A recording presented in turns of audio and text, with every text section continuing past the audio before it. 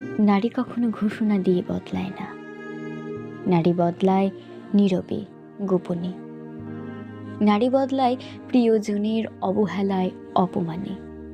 নারী কখনো এমনি এমনি বদলায় না। নারী বদলায় প্রিয় মানুষের বদলে।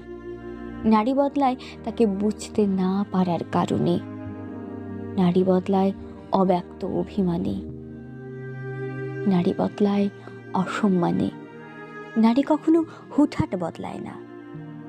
নারী বদলায় ধৈর্যের বাঁধ ভেঙে গেলে।